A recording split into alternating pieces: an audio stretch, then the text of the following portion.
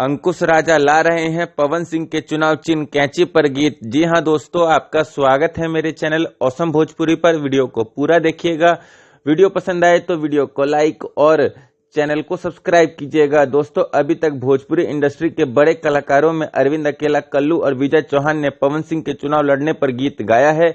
ऐसे में दोस्तों, आज 3 बजे अंकुश राजा पवन सिंह के चुनाव लड़ने पर गीत ला रहे हैं अंकुश राजा ऑफिशियल चैनल से, जिस गीत को शायद प्रिंस प्रियदर्शी ने लिखा है और प्रियांशु सिंह ने इस गीत में म्यूजिक दिया है और अंकुश राजा ने इस चुनावी गीत को गाया है, जिसकी जानकारी प्रियांशु सिंह ने अभी से लगभग 2 घंटा पहले इन फोटो को शेयर करके दिया है। इन फोटो को शेयर करने के साथ उन्होंने लिखा कि आज आ रहल बानी 3 बजे अपना गीत के माध्यम से बड़े भैया श्री @सिंह पवन 999 जी के चुनाव चिन्ह कैंची छाप पर गीत लेके @अंकुश राजा ऑफिशियल चैनल से आप सब जरूर सुनी जा। अपन आशीर्वाद हमरा बड़का भैया के दे के सांसद बनाई जा।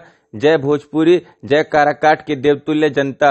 तो दोस्तों, आप लोग तैयार रहिए इस चुनावी गीत को सुनने और ज्यादा से ज्यादा शेयर करने के लिए। दोस्तों, आप लोगों को ये वीडियो कैसा लगा कमेंट करके जरूर बताइएगा।